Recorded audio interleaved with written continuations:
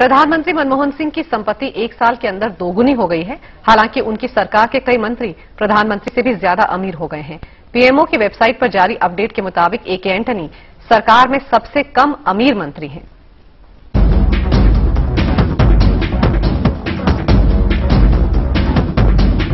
देश की अर्थव्यवस्था भले ही मुश्किल दौर से गुजर रही हो, मगर प्रधानमंत्री मनमोहन सिंह और उनकी सरकार के मंत्रियों की दौलत में लगातार इजाफा हो रहा है।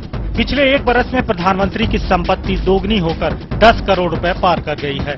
हालांकि उनकी सरकार के कई मंत्रियों ने अमीरी के मामले में प्रधानमंत्री को काफी पीछे छोड़ रखा है।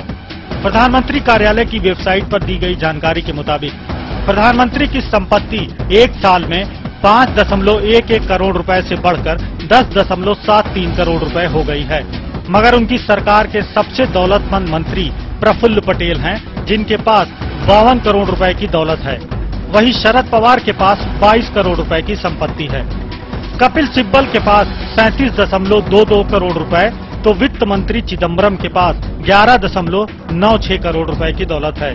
कमलनाथ के पास 8.85 करोड़, पवन कुमार बंसल के पास 6.65 करोड़ और विदेश मंत्री एस.एम. कृष्णा के पास 1.89 करोड़ की संपत्ति है।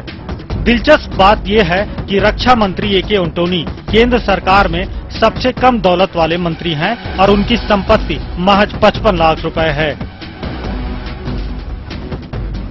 मैं तो अपनी आमदनी के बारे में कह सकता हूँ, तो मुझसे मेरी सवाल पूछ लीजिए, मैं तैयार हूँ। आपकी आमदनी है वो जो पहले भी थी उतनी है, और क्या आप चाहते हैं कि कम हो जाए?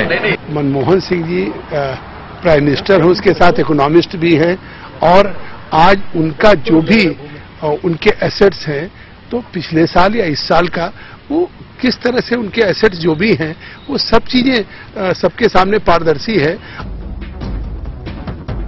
प्रधानमंत्री मनमोहन सिंह ने अपनी कुल एसेट्स में आवासीय परिसंपत्तियों, बैंक डिपॉजिट और एक मारुति 800 कार का जिक्र किया है, जिसकी कीमत अब घटकर महज 21,033 रुपए रह गई है।